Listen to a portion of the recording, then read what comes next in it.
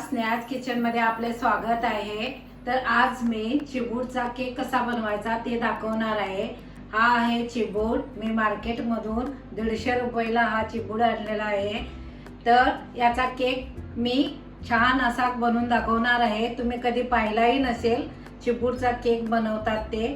तर चला मग पाहूया आता चिबूडचा केक कसा बनवायचा ते। आता आपण चिबूड कापून घेऊया। अशा प्रकारे चिबूड कापून घ्यायचा।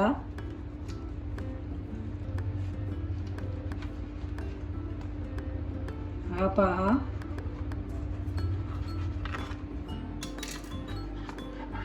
आता ह्याच्यामध्ये ज्या बी आहेत त्या काढून घ्यायच्या।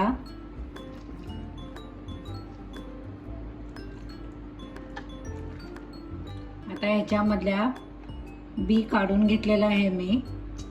आता हा परत एकदा मी कापून घेतो, कारण याच्यावरची साल काढायची आहे आम्हाला, त्याच्यासाठी।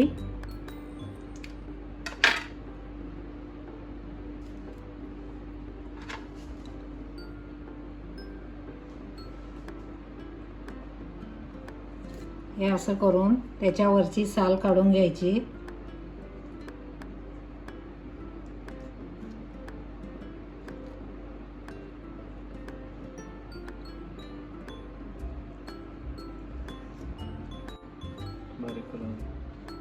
असे तुम्ही या प्रकारे कापून घेऊन याची सालं काढून घ्यायची। आणि आता ह्याच्यामध्ये मी बारीक बारीक पीस करून घेणार आहे, कारण ते नंतर मिक्सरला लावायचं आहे, म्हणून असे बारीक पीस करून घ्यायचे।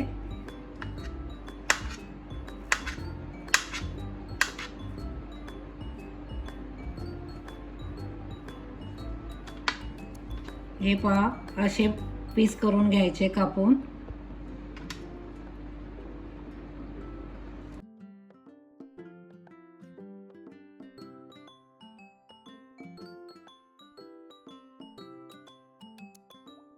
असे बारीक पीस करून हे आता मी मिक्सरला लावणार आहे। याचा ज्यूस काढून घेणार आहे।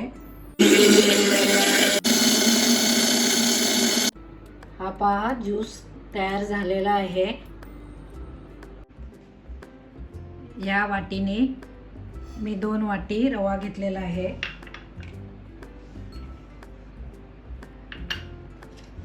हा रवा चांगला भाजून घ्यायचा।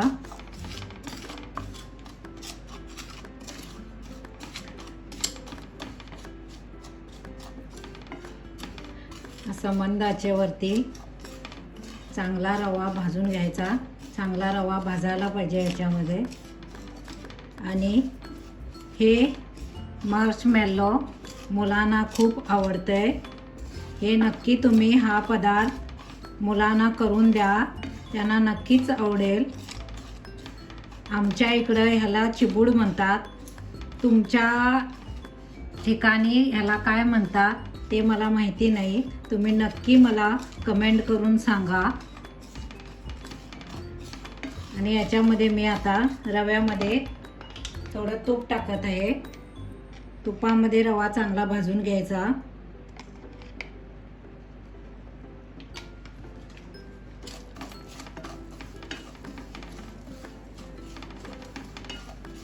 एक 5-10 मिनिटं तरी रवा असा चांगला भाजून घ्यायचा।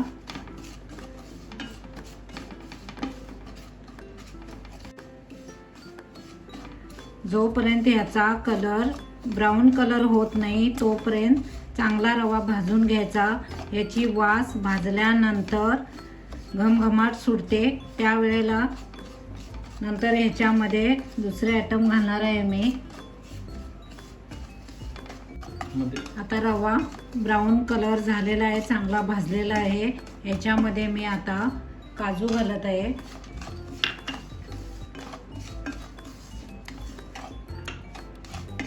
एक वाटी खोबरं घालत आहे।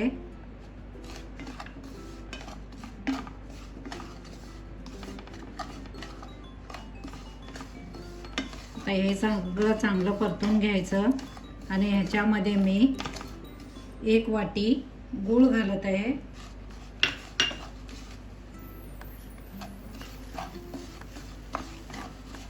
याच्यामध्ये हा चिबूरचा जो मी रस काढलेला आहे, ज्यूस काढलेला आहे, तो ह्याच्यामध्ये मी घालत आहे.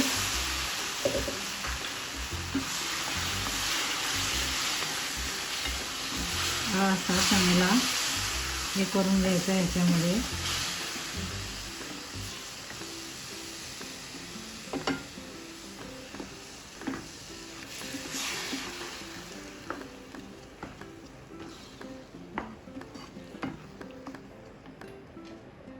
आपण थोडा उरलेला तो पण मी सर्व घालत आहे याच्यामध्ये.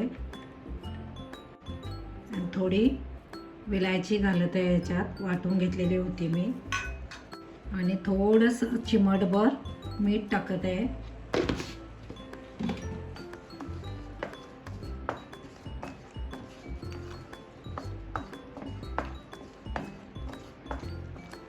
आता हे थोडं चांगलं शिजेपर्यंत असंच ठेवायचं मंद करून. हे पहा, गूळ आता ह्याच्यामध्ये विरघळलेला आहे. या पॅनला थोडं तूप लावून घ्यायचं.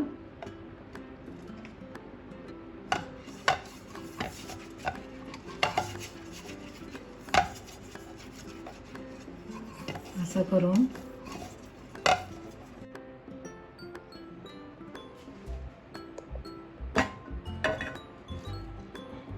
आता हे मी ह्याच्यामध्ये सर्व घालून घेणार आहे पॅन मध्ये.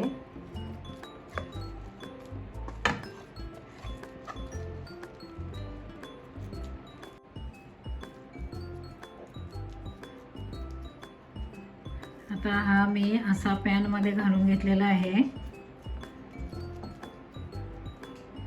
असं तुम्ही व्यवस्थित घालून घ्या. आता केकला मी पॅन मध्ये सारखं सेट करून घेतलेलं आहे. आता ह्याच्यावर मी हळदीची पानं घालत आहे. अशी करून हळदीची पानं घालायची.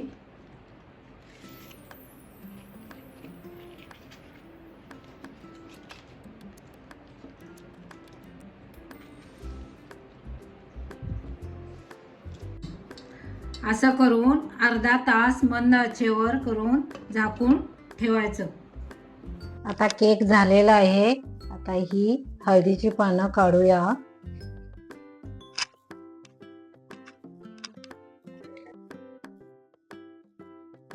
हा पहा, केक झालेला आहे.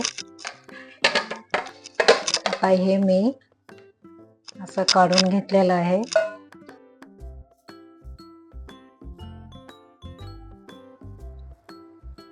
हे पहा, असे याचे पीस करून घ्यायचे.